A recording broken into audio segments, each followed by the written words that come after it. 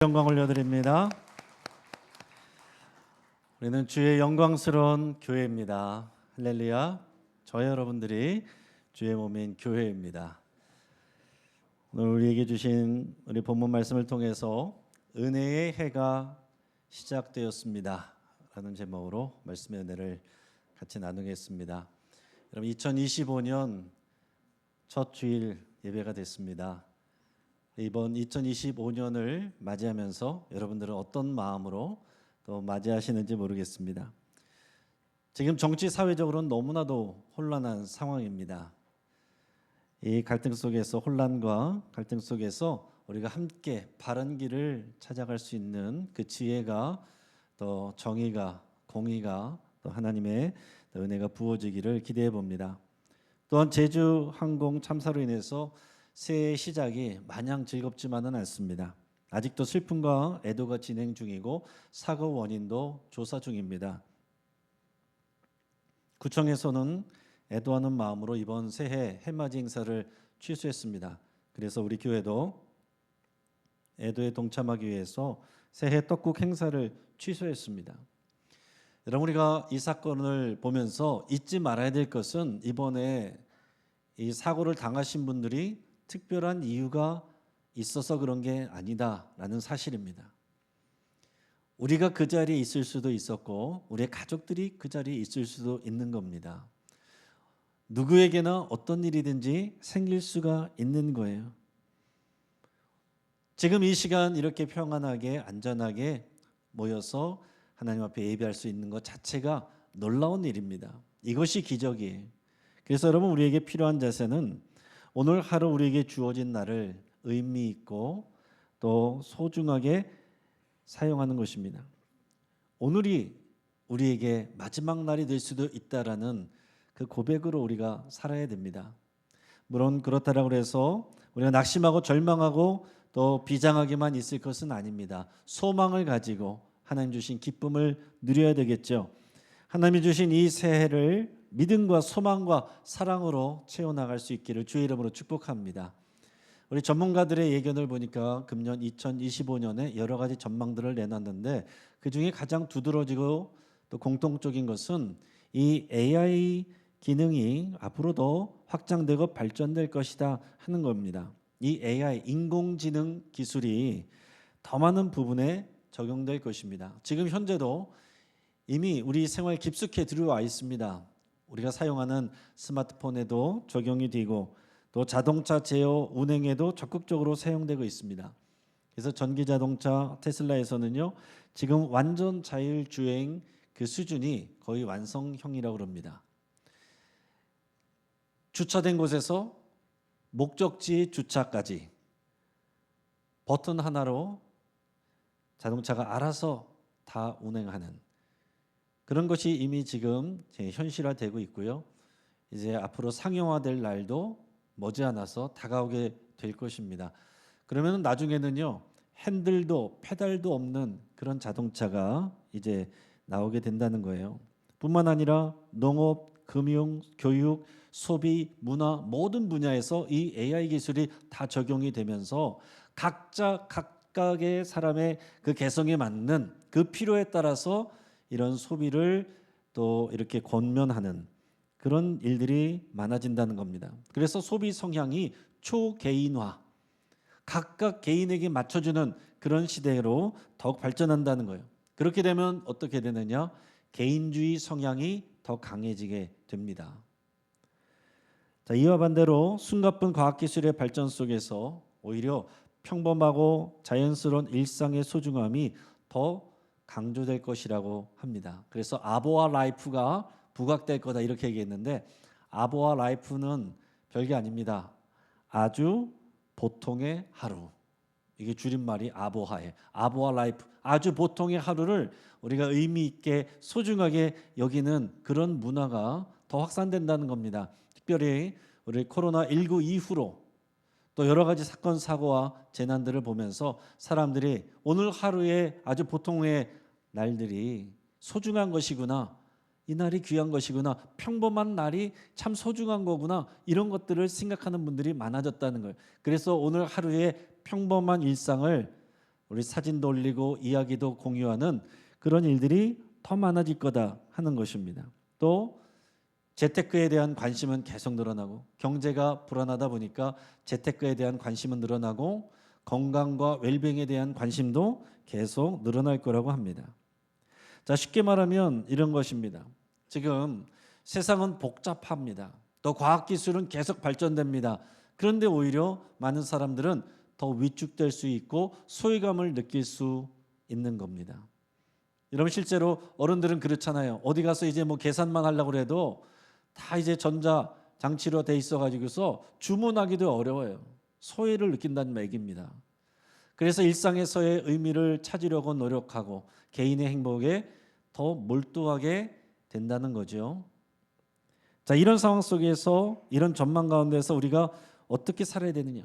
가장 좋은 방법, 우리 그리스도인으로서 어떻게 살아야 되느냐?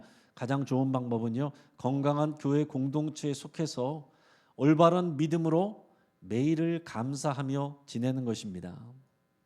우리가 지금까지 강조하던 그대로 살아가는 거예요. 그리고 이 교회와 여러분들을 향한 하나님의 약속과 그 비전을 공유하고 누리는 것입니다. 이 점차 더 개인주의 되고 이런 상황 속에서 이 믿음의 공동체를 여러분 더 소중히 여기시고, 이 교회를 통해서 주시는 하나님의 은혜가, 특별한 은혜가 있습니다. 그 은혜를 여러분 꼭 누리시기 바랍니다. 개인주의화가 강해지면 어떻게 됩니까? 자연스럽게 내가 중심이 되고 내가 주인이 돼요. 그러기가 쉽습니다. 내가 생각하고 내가 평가하고 내가 판단하고 내가 계획합니다. 신앙생활도 내가 하고 싶은 대로 합니다. 그러면 건강한 신앙생활이 될 수가 없어요. 여러분, 건강한 신앙생활을 하려면 우리 예배할 때, 시작할 때 찬양 불렀던 것처럼 우리 마음의 한 자리, 가장 귀한 그 자리에 예수님을 모시는 겁니다. 그리고 내 인생의 핸들을 예수님께 맡기는 거예요. 그리고 성령님의 인도하심에 이끌려가는 것입니다. 그게 건강한 신앙생활이에요. 성령님께 적극적으로 이끌려가는 삶, 그게 우리 그리스도인들의 건강한 신앙생활입니다. 자, 예수님은요 30세 될 때까지 평범한 가정의 장남으로 사셨어요. 일반적인 유대인들처럼 어릴 때부터 율법을 교육받고 공부하고 또 암송하고, 또 유대의 절기가 되면 예루살렘에 가서 제사하고, 토요일 안식일이 되면 회당에 가서 예배하고, 또 아버지를 도와서 목수일을 하시고, 아버지가 돌아가신 다음에는 그 목수일을 이어받아서 가게 살림을 책임지고 아내, 어머니와 그 동생들을 돌보셨습니다. 그리고서 30세가 되셨을 때 그리스도로서의 공적인 사역을 비로소 시작하시는데, 그것을 우리가 공생애라고 하죠. 공생애를 비로소 시작하시는데, 오늘 우리가 읽은 본문은 그 공생애를 시작하고서의 그 나사렛 회당에서 일어났던 중요한 선포와 경험을 기록하고 있습니다. 예수님은 갈릴리 나사렛이란 동네에서 사셨어요. 그리고 어느 토요일 안식일에 늘 하시던 대로 회당에 나가서 예배를 드리시는데, 이 회당에는요 유대인 남자아이가 5살이 되면 들어갈 수가 있고요, 그리고 13살이 되면 정식으로 회당에 출석해서 예배할 수가 있게 됩니다. 그리고 이제 순서를 맡은 자들이 말씀을 읽는 그 순서가 제일 중요한 순서입니다. 그날 예수님이 받은 말씀은 이사야서였습니다. 이사야 선지자는 예수님 오시기 전에 약 700년 전 사람이에요. 예수님은 이사야서의 61장 1절 2절을 찾아서 읽으셨다라고 그랬습니다. 그게 오늘 본문 안에 들어있어요. 오늘 본문 16절에서 19절까지 말씀을 같이 읽겠습니다. 예수께서 그 자라나신 곳 나사렛에 이르사 안식일에 늘 하시던 대로 회당에 들어가사 성경을 읽으려고 서심해 선지자 이사야의 글을 들이거늘 책을 펴서 이렇게 기록된 데를 찾으시니 곧 주의 성령이 내게 임하셨으니 이는 가난한 자에게 복음을 전하게 하시려고 내게 기름을 부으시고 나를 보내사 포로된 자에게 자유를, 눈먼 자에게 다시 보게 함을 전파하며 눌린 자를 자유롭게 하고 주의 은혜의 해를 전파하게 하려 하심이라 하였더라. 아멘.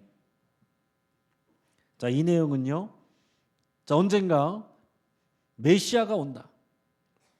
히브리어로 메시아, 그리고 헬라어로는 그리스어로는 그리스도, 구원자가 오신다. 그런 내용이에요. 근데 이 예언이 700년 지나서 예수님으로 인해서 성취가 되는 것입니다. 그것을 예수님이 지금 선포하고 계시는 거예요. 예수님이 바로 오래전부터 예언했던 하나님의 아들이시고 그리스도라는 것을 이 자리에서 선포하십니다. 오늘 본문 20절 21절 같이 읽겠습니다. 책을 덮어 그 맡은 자에게 주시고 앉으시니 회당에 있는 자들이 다 주목하여 보더라. 이에 예수께서 그에게 말씀하시되 이 글이 오늘 너희 귀에 응하였느니라 하시니. 아멘. 무슨 말이에요? 여기에 나와 있는 이 말씀이, 이 예언이 너희가 들린 대로 응하였다, 실현되었다, 성취되었다. 그 예언자가 말한 그리스도가 왔다라는 것을 선포를 하시는 겁니다. 그게 누구예요? 예수님이죠. 여러분, 이 선포는 정말로 놀라운 선포입니다. 이 말씀을 여러분 정직하게, 정말 진지하게 받아들이면 우리에게는 반응할 수 있는 두 가지 선택지만 남는 거예요. 하나는 예수님을 하나님의 아들이시요 그리스도, 유일한 구원자, 진정한 구원자로 받는 것이 하나의 선택이고, 하나는 예수님은 미쳤다고 생각을 하는 겁니다. 그 중간은 없는 거예요. 여러분, 중간 어디쯤에 완전히 유일한 구원자는 좀 그런데 미친 건 아닌 것 같고, 훌륭한 어떤 분이라고 생각하는 것은 성경 말씀을 진지하게 받지 않은 것입니다. 정말 진지하게 대하면 이 둘 중에 하나로 반응하게 되어 있습니다. 자, 이 나사렛 유대인들은 어떻게 반응했을까요? 안타깝지만 후자였습니다. 예수님은 미쳤다 생각하고 낭떠러지에서 떨어뜨려 죽이려고 했습니다. 왜냐하면 이 뒤에서 예수님 하시는 말씀이 이 하나님의 구원이 임하여 이방인들에게도 구원이 임하고 오히려 이방인들이 먼저 구원받는다, 이런 말씀을 하셨거든요. 그러니까 유대인들이 이거를 못 받아들이는 겁니다. 자신들이 알고 있는 성경 말씀의 내용은 그런 게 아니었어요. 하나님은 이스라엘의 하나님이시고 구원자도 유대인을 위해서 유대인에게서 오는, 이게 하나님의 역사인데 이방인은 생각지도 않습니다. 오히려 이방인들과 구별된 그 선택받은 백성이라는 그 자부심으로 살아가는데 이방인들이 구원을 받을 거래요. 못 받아들입니다. 화가 났습니다. 예수님 미쳤다고. 저 요셉의 아들 아니냐? 동네에서 보던 사람이니까 쥐가 무슨, 이렇게 하면서 예수님을 죽이려고 그랬습니다. 받아들이질 못하는 거예요. 지금도 그래서 여러분, 유대인들은 그리스도를 기다리고 있습니다. 지금 전 세계가 이 그리스도가 오셔서 2024년, 2025년으로 넘어간다고 말하고 있는데 유대인들은 지금도 그리스도를 기다리고 있어요. 아무튼 이 예언이 이루어지는데 그 예언에서 중요한 게 그 시작입니다. 여러분, 예수님께서 갑자기 그냥 일하시고 역사하시고 사역하시고 그런 게 아닙니다. 절차가 다 있어요. 그 시작의 절차를 예수님이 다 밟으셨는데 그 처음의 절차가 뭡니까? 한번 따라하겠습니다. 주의 성령이 내게 임하셨으니.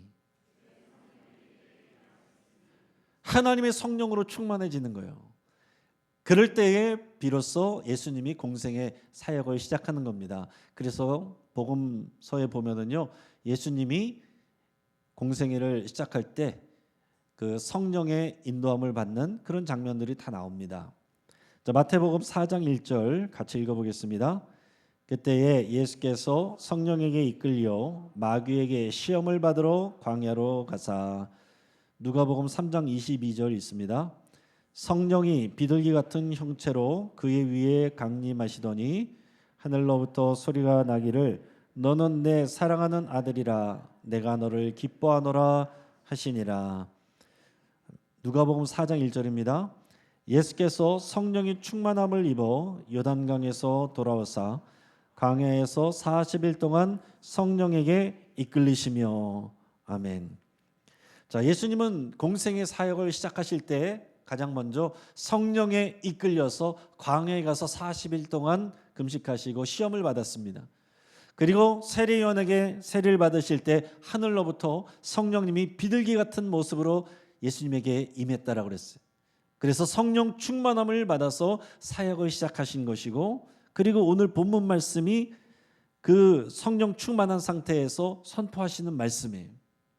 주의 성령이 내게 임하셨으니 이 예언이 예수님에게 임해서 주의 성령이 예수님에게 임했고 예수님이 메시아 사역을 그리스도의 사역을 시작하는 겁니다. 예수님의 제자들도 마찬가지였어요. 예수님 따라다니면서 제자들로 다닐 때는요, 정말 잘 깨닫지도 못하고 겁도 많고 자기들끼리 싸우고 그런 제자들이었습니다. 그런데 오순절 마가 다락방에서 성령 강림을 경험하고서 그 머리 위에 성령이 갈라지는 불의 혀처럼 임했다라고 그랬습니다. 성령 충만함을 받으니까 이 겁 많던 제자들이요, 담대하게 복음을 전하는 사도들이 됩니다. 그때부터 교회가 시작이 됐어요. 그러니까 하나님의 일은, 또 교회는 다 성령이 임하시면서부터 시작되는 겁니다. 우리도 마찬가지예요. 우리가 예수님을 믿으면 우리 안에는 성령님이 와 계십니다. 성령님이 와 계시고요, 동시에 우리가 성령님을 사랑하고 사모하며 충만해지시고 임재하시기를 구하면 성령님이 우리 안에 위에서 은혜와 능력이 또 부어지는 거예요. 우리 안에 계신 성령님, 또 부어지시는 성령님, 우리 다 있는 겁니다. 그래서 여러분, 성령님을 의지하지 않으면 교회는 그냥 사람들의 모임이 되고요, 건물만 남습니다. 성령님을 의지하지 아니하면 목사도 그냥 설교 장사꾼 되는 거예요. 성령님을 의지하지 아니하면 여러분, 교회에서 열심히 봉사하는 분들도 열심히 하면 할수록 성령의 열매를 드러내는 것이 아니라 싸우고 다투게 됩니다. 상처나게 됩니다. 그래서 우리 모두는, 저 여러분 한 사람도 빠짐없이 우리 모두는 매일 성령님을 의지하고 사모하고 그 임재를 기도해야 돼요. 그래서 금년도 우리 교회 주제 표어는 성령의 능력으로 부흥하는 교회입니다. 이거는 우리 교단 총회의 주제이기도 합니다. 우리 한국교회에 이제 다시 십자가 앞에 서서 우리의 성령의 능력으로 부흥하는 그런 새로운 시대로 나가야 될 때입니다. 그래서 우리가 무엇을 해야 되는지 이 캠페인에 담았습니다. 우리 캠페인을 같이 한번 읽어보겠습니다. 성령과 진리로 예배하겠습니다. 성령의 열매로 사랑하고 섬기겠습니다. 성령의 능력으로 복음을 전하겠습니다. 아멘. 자, 성령이 임해서 성령으로 진리로 예배하는 거예요. 성령으로 우리가 사랑할 수 있고 섬길 수 있는 겁니다. 성령으로 전도하고 선교하는 겁니다. 성령님을 의지하지 아니하면 사람의 생각과 사람의 일로 하게 되고요, 그런 일에는 하나님의 열매가 나타나지 않고 사람이 하는 일들만 남게 됩니다. 사랑하는 여러분, 올 한 해 성령님으로 여러분 충만하시길 바랍니다. 우리 작년 한 해 감사운동 펼쳤잖아요. 1년 내내 우리 감사를 외쳤습니다. 그래서 많은 분들이 감사를 실천했습니다. 근데 또 여러분은 경험해 보시면 감사가 그렇게 쉽지 않다는 것을 경험하게 됐을 거예요. 그렇게 우리가 감사를 외쳤는데 돌아서면 우리가 불평하게 되고 원망하게 되고 또 그런 일들이 많이 있습니다. 근데 그럴 수밖에 없어요. 우리가 성령님으로만 됩니다. 우리 사람의 수준으로 되는 게 아니에요. 우리가 성령님으로 충만해져야, 성령님의 인도함을 받아야 우리가 영혼 깊숙이서부터 나오는 그 온전한 감사가 나오게 되는 것입니다. 작년에 감사운동했던 거 2024년 끝났으니까 이제는 감사 안 해도 된다가 아니라 이제는 내 인간적으로 하는 감사를 이제 금년에는 여러분 성령의 임재를 받아서 성령의 이끌리심을 따라서 우리의 영으로 감사하시기를 바랍니다. 그게 우리의 신앙생활이어야 돼요. 오늘 본문을 보면 성령이 임하시면 이 메시아가, 그리스도가 좋은 일들을 하신다라고 그랬어요. 어렵고 힘든 것들이 다 회복되고 좋아진다라고 그랬습니다. 여러분 오늘 말씀을 다시 읽으시면서 여러분들의 개인의 삶과 여러분들의 가정과 여러분들의 일터에 이 말씀이 이루어지기를 소망하고 적용하면서 다시 한번 선포하는 마음으로 한번 읽어보겠습니다. 18절 19절입니다. 주의 성령이 내게 임하셨으니 이는 가난한 자에게 복음을 전하게 하시려고 내게 기름을 부으시고 나를 보내사 포로된 자에게 자유를, 눈먼 자에게 다시 보게 함을 전파하며 눌린 자를 자유롭게 하고 주의 은혜의 해를 전파하게 하려 하심이라 하였더라. 아멘. 자, 성령 충만함을 받으면 예수님이 하시는 일이 뭐라고 그랬습니까? 맨 마지막에 보면 주의 은혜의 해를 전파하게 하려 함이라 그랬습니다. 주의 은혜의 해를 전파한대요. 이건 무슨 말이냐면 성경 율법에 나오는 희년을 말합니다. 희년. 기쁨의 해라는 거예요. 영어로는 주빌리입니다. 이 기쁨의 해, 성경에 따르면 구약 성경에 보면 7년마다 안식년으로 삼고 7년 안식년을 7번 지난 다음에 50년째가 됐을 때 그때는 희년으로 삼아라, 희년으로 지켜라 그랬습니다. 희년에는 어떤 일을 하느냐? 모든 빚진 자들은 빚이 다 탕감됩니다. 그리고 가난해서 다른 사람의 종이 될 수밖에 없었던 사람들은 자유를 얻어서 해방됩니다. 또 각자 그래서 자기 고향으로 돌아갈 수 있게 돼요. 또 땅의 경작도 쉬어서 땅도 안식하는 그런 시간을 누리게 돼요. 자, 이러한 내용을 오늘 성경에서는 또한 영적으로 표현했는데 세 가지를 얘기했습니다. 자, 먼저 이 주의 성령이 임하시면 예수님이 하시는 일은 가난한 자에게 복음을 전하신다 그랬습니다. 가난한 자에게 복음을 전하신다. 여러분, 심령이 가난한 자에게 복음이 들립니다. 할렐루야. 의심하지 마시고 말씀을 믿음으로 받으시기 바랍니다. 심령이 가난한 자가 복음을 듣게 돼 있어요. 근데 주로 보면 가난한 사람들, 경제적으로 가난한 분들, 몸이 아픈 분들, 사회적으로 또 낮은 위치에 있는 분들, 이런 분들이 마음이 가난한 경우가 많습니다. 그래서 예수님이 오셔서 말씀을 전하실 때도 가난한 사람들, 또 병든 사람들, 핍박받는 사람들, 그런 사람들이 예수님에게 몰려왔습니다. 마음이 가난하니까 주의 말씀을 들을 때 그 말씀이 다 자기들에게 주는 말씀으로 받는 거예요. 반대로요, 부자들, 힘 있는 사람들, 말씀이 잘 안 들어갑니다.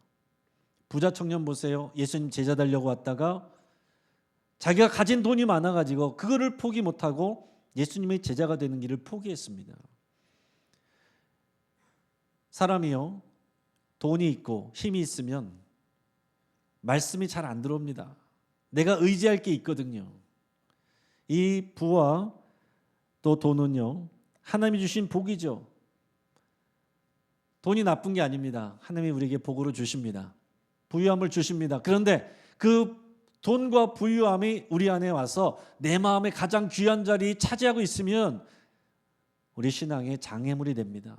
우상이 됩니다. 말씀이 안 들어와요. 내가 그걸 의지하고 있기 때문에. 물론 부자이면서도 예수님을 잘 섬긴 사람들도 많이 있었습니다. 그래서 저는 여러분들을 축복할 때에 2025년에 그런 부자들 되시길 축복합니다. 여러분, 경제적으로는 부유해지시고 또 심령은 가난해져서 성령으로 충만해지는 그런 한 해 되시기를 주의 이름으로 축복합니다. 주님이 하시는 일은 두 번째는 자유를 주신다고 그랬어요. 포로된 자에게 자유를 전하시고 눌린 자를 자유롭게 하신다라고 그랬습니다. 이것은 영적인 의미예요. 그 당시 유대인들은 이 정치 사회적인 이슈로 받았습니다. 그래서 로마에서 자유와 해방을 쟁취할 줄 알았어요. 근데 예수님이 로마 총독 빌라도에게 사형 선고받아서 죽으시니까 많은 사람들 아니구나 실망했거든요. 근데 예수님이 말씀하신 이 내용은 영적인 거였어요. 우리 모두는 죄를 짓고 삽니다. 우리 모두는 죄인이에요. 타고나면서부터 죄의 속성을 가지고 태어납니다. 그래서 우리는 예수님으로 인해서 이 죄 문제가 해결되기 전까지는 이 죄에 사로잡혀 있는, 마귀에게 포로되어 있는 자들입니다. 그 사망의 두려움 가운데 살아가는 사람들이에요. 그래서 이 땅에 어떤 것을 다 누려도 해결되지 않는 원초적인 두려움이 사람들이 다 있는 겁니다. 어디 가서 해결해야 될지 몰라가지고 사람들이 엉뚱한 일을 하고 있어요. 이 죄 문제가 해결돼야 우리가 진정한 차오르는 평강을 누리게 됩니다. 사람들은 착각하는데 그게 이것입니다. 저 사람 너무나도 착한데요, 너무 선한데요, 저 사람은 법 없이도 살 사람이에요, 교회 다니는 사람보다 더 착해요. 그러나 하나님 보실 때는 모두가 죄인입니다. 그 안에도 다 죄가 있어요. 하나님은 그 마음으로 짓는 죄도 다 보신다라고 그랬습니다. 그리고 그런 사람도 영적으로 보면 죄의 포로입니다. 죄에 눌려 있습니다. 형벌과 그 두려움에 눌려 있어요. 예수님으로만 해결이 될 수 있습니다. 근데 사람들의 또 하나 착각이 있는데 뭐냐면 착한 일을 하면 우리 죄가 없어지지 않을까 이런 생각을 하는 거예요. 절대로 그렇지 않다라고 성경은 말씀합니다. 여러분, 밥에 청산가리가 들어있어요. 물을 막 붓습니다. 그런다라고 해서 청산가리가 사라지는 게 아닙니다. 여러분, 우리가 착한 일을 한다고 해서 우리 죄가 빠지는 게 아니에요.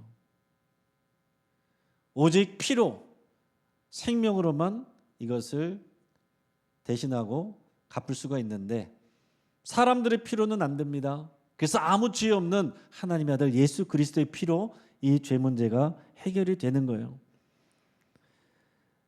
그래서 여러분, 어떤 분들은 사건 사고를 통해서 이 말씀을 듣고 자유함을 누립니다.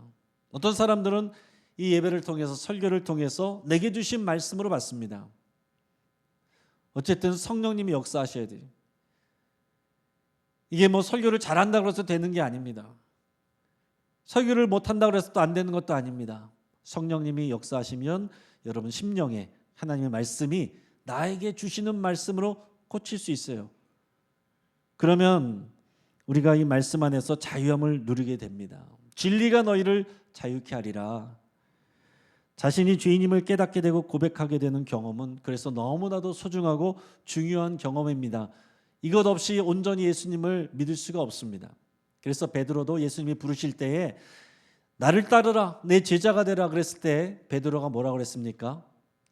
주여, 나를 떠나소서, 나는 죄인입니다.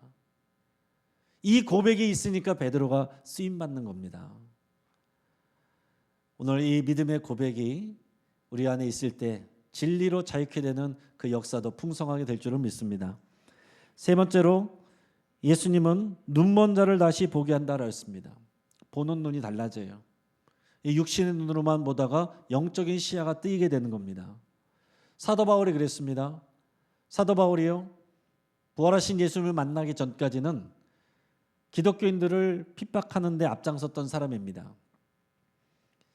예수님은 이단의 우두머리, 그리고 그리스도인들은 그를 따르는 미련한, 없애버려야 될 그런 기생충 같은 그런 이단의 무리로 봤습니다. 그래서 그 그리스도인들을 체포하려고 지금의 시리아 다메섹, 다마스쿠스로 가다가 부활하신 예수님을 만나게 됩니다. 하늘에서 갑자기 영광스러운 주님의 빛이 팍 비치는데 너무 두려워하고 놀라면서 엎어졌어요. 그때에 시력을 잃습니다. 앞을 못 보게 돼요. 그리고 나중에 다른 주님의 제자의 기도를 바꿔서 다시 보게 되는데 그때 성경에 보면 눈에서 비늘 같은 것이 벗어졌다라고 그랬습니다. 그냥 단지 육체적 이런 시력을 잃었다가 회복하는 정도가 아니고 이 계기를 통해서 사도 바울은 이 말씀을 다시 읽게 됐고요. 예수 그리스도를 중심으로 복음을 깨닫게 됩니다. 보는 눈이 달라졌어요. 영적인 눈이 시야가 열리게 된 겁니다. 그러고 나서 보니까 예수님은 나의 주님, 나의 사랑하는 주님 이렇게 고백하게 되었고 그리스도인들은 내가 핍박하던 그리스도인들은 다 나의 형제 자매 이렇게 고백하게 된 거예요. 보는 눈이 달라지는 것입니다. 이 세상은 내가 잘 먹고 잘 사는 기회의 그런 세상으로 보였는데 이제 눈이 다시 떠지게 보이게 되니까 이 세상은 구원하여 하나님 나라를 세워가는 이 땅이구나. 다시 찾아야 되는 이 땅이구나. 그렇게 보게 되는 거예요. 여러분, 사람의 힘으로 되는 일이 아닙니다. 이런 믿음을 들어오는 게 사람의 힘으로 되는 일이 아니에요. 기술적으로 되는 게 아닙니다. 설교에 은혜 받았다고 해서 되는 것도 아닙니다. 성령님이 역사하셔야 돼요. 어떤 분들은 은혜 받은 것 같은데 변화가 없어요. 어떤 분들은 은혜 안 받은 것 같은데 변화되는 분들이 있어요. 어떤 분들은 분명히 좋은 것 같은데 주의 말씀이 들어간 사람들이 있어요. 성령님이 역사하십니다. 사람의 일이 아니라 성령의 일이에요. 그래서 2025년 한 해 동안 성령님을 통해서 이 복음이 여러분들에게 들어가서 여러분들을 새롭게 하기를 바랍니다. 여러분, 이 보는 눈이 달라지면 자기의 죄를 더 깊이 보게 돼요. 사도 바울이 그래서 말년에 뭐라고 고백하냐면 나는 죄인 중에 괴수입니다 이렇게 고백했어요. 죄를 더 많이 져서가 아닙니다. 죄책감에 눌려서 말한 게 아닙니다. 내 죄를 더 깊이 보게 되니까 하나님의 은혜가 더 커지게 되는 겁니다. 여러분, 교회에서 뭔가 프로그램을 더 많이 해서 우리가 은혜를 더 많이 받는 게 아니고요. 우리가 성령의 임재를 통해서 내 죄를 더 깊이 볼수록 하나님의 은혜가 큰 것을 보게 되는 겁니다. 사랑하는 성도 여러분, 이제 2025년 우리 영신교회가 세워진 지 50년이 되는 해입니다. 특별한 해예요. 50년은 신년, 우리 영신교회의 은혜의 해가 선포되는 한 해입니다. 여러분께서 이것을 믿음으로 받으시길 바라요. 그래서 예수님이 선포하신 이 놀라운 은혜의 역사들이 이 교회를 통하여 여러분들에게, 여러분들의 가정에, 여러분들의 일터에 그대로 성취되기를 축복합니다. 이를 위해서 우리들이 준비한 것들이 있습니다. 오늘 오후 2시에 예배부터 시작하는 이 신년 축복 성회, 여러분께서 기대하시고 나오시길 바랍니다. 특별히 강사님이 신년 축복 성회라고 해달라고 그랬어요. 이 축복의 파도에 올라타라. 정말 우리가 하나님이 주시는 그 축복을 더 풍성하게 누리는 시간 될 것으로 정말 믿습니다. 또한 금년 상반기에는 새생명 축제를 진행할 계획입니다. 다 안 된다 말하지만은 성령님이 역사하시면 됩니다. 우리가 성령님의 임재를 구하면서 많은 사람을 구원으로 초청하는 그런 생명의 잔치 될 줄로 믿습니다. 그런 생명의 주인공 되시기를 축복합니다. 그리고 또 중요한 것은요, 8월 21일부터 23일까지 목금토 2박 3일에 걸쳐서 전교인 수련회를 진행할 예정입니다. 여러분, 우리 영신교회 신년을 맞이해서 이 교육부 포함 모든 성도님들이 함께 모여서 은혜를 누리고 친교하는 특별한 잔치를 준비할 겁니다. 어린이부터 어르신에 이르기까지 다 함께 기뻐하고 또 춤추고 은혜 받는 그런 시간이 될 거예요. 그래서 여러분, 부탁드리는 것은 지금부터 미리 스케줄을 조정하시기를 바랍니다. 저때 이미 스케줄이 있으신 분들은 기도하시면서 다시 조정하시고 우리 자녀들과 함께 꼭 참여하시기를 바랍니다. 또 가을에는 성년님들과 함께 선교지를 탐방할 예정입니다. 그래서 여러분, 사모하시는 분들은 미리 기도하시길 바랍니다. 또한 12돌 프로젝트를 통해서 2층 리모델링이 곧 시작될 것입니다. 말씀드린 것처럼 리모델링 자체가 목적이 아니에요. 이것을 통해서 우리 교육부 또 다음 세대를 세워가는 일이 우리의 목표이고 또 새 시대를 준비하면서 우리가 70, 80 세대도 우리 뒤에 물러나 있는 것이 아니라 갈렙처럼 새로운 소망을 가지고 하나님의 일꾼으로 쓰임받는 새로운 시대를 준비하는 계기로 삼는 것, 그것이 우리의 목적입니다. 그래서 여기 보면 50년째 우리가 새로운 세대, 새로운 시대를 준비하는 것, 이게 12돌 프로젝트의 의미입니다. 여러분, 세상은 금년을 뭐라고 말합니까? 을사년 푸른 뱀의 해라고 말하더라고요. 이것은 육식갑자와 12지신을 기준으로 계산하는 것입니다. 그러나 저는 성경에 나온 대로 50년을 기준으로, 희년을 기준으로, 또한 예수 그리스도를 기준으로 금년을 영신교회의 희년, 영신교회의 은혜의 해로 여러분 주의 이름으로 선포합니다. 이것이 우리의 믿음의 고백되기를 바라요. 사람들은 푸른 뱀이 지혜와 번영의 상징이래요. 뱀이 허물을 벗는 것은 부활의 상징이고 모든 것을 회복하게 하는 상징이랍니다. 그러나 저는 분명히 다시 말씀드립니다. 여러분, 예수 그리스도야말로 우리에게 생명의 참 지식을 주시는 분입니다. 우리의 진정한 형통, 살아나게 하는 생명 주시는 것은 예수 그리스도십니다. 그리고 예수 그리스도는 상징이 아니라 실제로 부활하셨고 믿는 모든 자에게 부활의 생명을 주신 분입니다. 여러분, 그 어느 때보다 어두운 시대지만 여러분, 푸른 뱀을 소망으로 삼지 말고 예수 그리스도와 십자가 그리고 성령님을 소망하시기를 주의 이름으로 축복합니다. 같이 한번 기도하겠습니다.